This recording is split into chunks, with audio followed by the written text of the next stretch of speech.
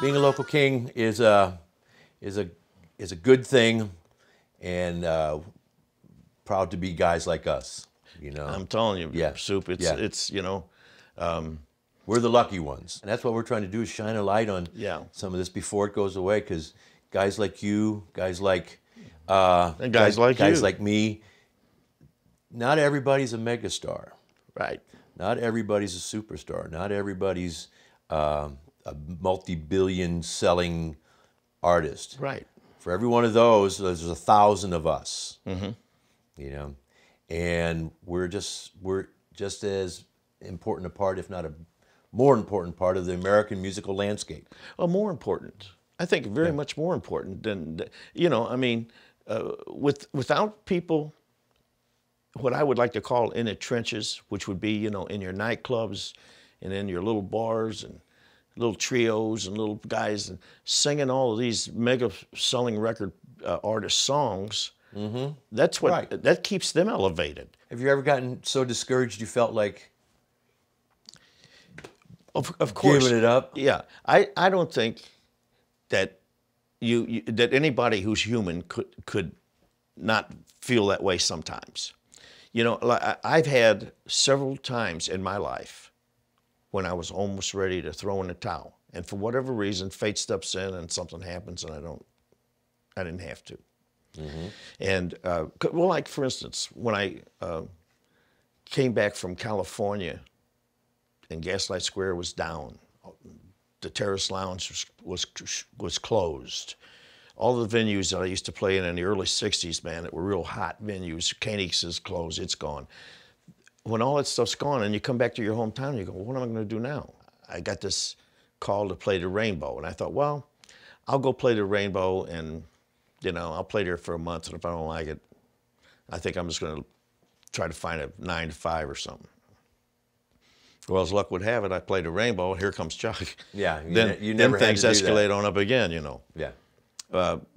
But there was another time too when the thing was over with Rod. I went back to Europe with Chuck, and the thing was over with Rod in '81. I went back to Europe with Chuck in '83. Played a lot of gigs with him in '84. By '85, I wasn't playing many gigs with Chuck, and I wasn't doing much at all anywhere else either. And there was another time that I thought, man, I'm like hang this up. Well, the bass player and the drummer I had at the time, the bass player especially, he knew a kid that had a studio over in St. Charles. It was called Clearview Studios. And he says, Billy, he says, I know you wrote some songs when we was at the London pub. He says, why don't you dig those songs out and let's go over and record them. So I went over there, and one of the songs was Can a White Boy Play the Blues. I had another one called Good Lovin' Baby, and then I had Peekaboo Inn that I wrote about my mom and dad's tavern that they had where I used to play with my dad. It was called the Peekaboo Inn? Yeah, Peekaboo Inn. Oh, great. Yeah. And I wrote a song about it. Yeah. And anyway, I had enough songs to make an album, and we went over and recorded it. Well, I got Johnny Johnson to play piano and a couple things, and then I did all the guitar work, and then I had the bass and the drums and so forth. And then I got some horns to come in, and they blew some stuff on my, like Good Lovin' Baby and Can a White Boy Play the Blues. I had different riffs for horns and stuff. And then after it was over, I thought, you know what? I said, I don't like this. So I said, I don't even think I'm going to put it out because I don't like it. I didn't like the way it sounded. So this fella, Rick Schomburger, who I didn't really know him that well, but he knew me, and he had heard I was recording. So he had a record pressing plant back when they actually pressed vinyl records. Right.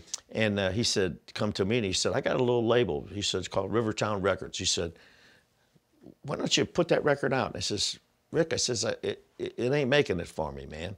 He said, well, I'll tell you what I'll do. He said, I'll pay to go to Memphis.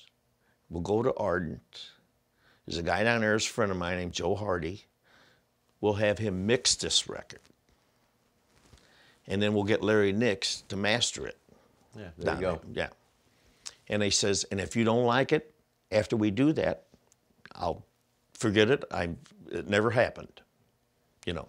So we did that, and it really, I was surprised. It came out, it was a pretty decent record. Yeah. So anyway, and as it would happen, it comes out, and as a solo artist in locally and regionally, you know, didn't do anything nationally, but was one of the biggest records I ever had.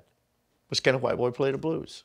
I feel that if I was to just try to say, well, I'm not going to play music anymore, you know, I mean, I don't think I'd be here that long. What would you do? I don't think I'd be here that long. I think you know, you just kind of roll up in a ball and die, man. You know, as long as I feel that when I play, I'm you know, giving 100% and it still sounds good.